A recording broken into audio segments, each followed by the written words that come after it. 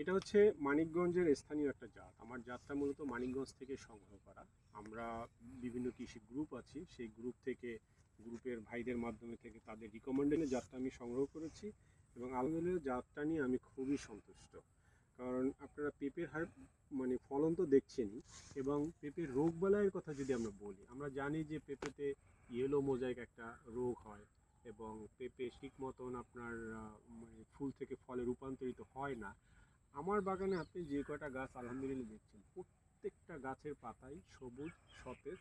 এখানে ইউলো মোজাইকের কোনো লক্ষণ আমি দেখতে পাচ্ছি না। পেঁপের মূল সমস্যাই হচ্ছে ইউলো মোজাইক এবং আপনার মাকড়ের আক্রমণের ফলে পেঁপের আগাটা নষ্ট হয়ে যায়, মরে যায়।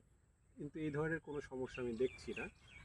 আর একটা তথ্য আমি আপনাদেরকে আবারও দেই, এই পেঁপেটায় রাসায়নিক কোনো সার ইউজ করা হয় না, সম্পূর্ণ জৈব পদ্ধতিতে এই পেঁপেটা কি করা হয়েছে, চাষ করা হয়েছে।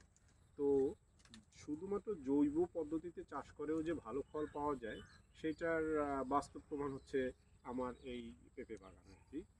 তো আশা করছি যেহেতু আমি কোনো রোগবালাই এখন পর্যন্ত পাই নাই, এবং আমি আসলে এই পেঁপেটাতে ওইভাবে কোনো মেডিসিন ইউজও করছি না।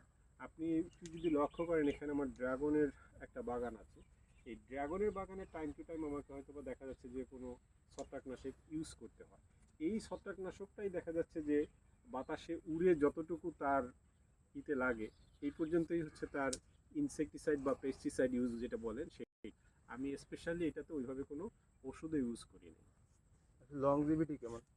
লংজিবিলিটি যদি বলেন, দেশীয় জাতের পেঁপে আমার এই বাগানে 5 বছরের উপরে বয়স আছে, এরকম গাছও আছে। আপনি যদি ক্যামেরাটা একটু দূরে দেখাইতে পারেন, পুকুর রূপ একটা গাছ আছে এবং আলহামদুলিল্লাহ সেখানেও কিন্তু এখনও মার্শাল্লাহ ভালো পেঁপে দেখা যাচ্ছে।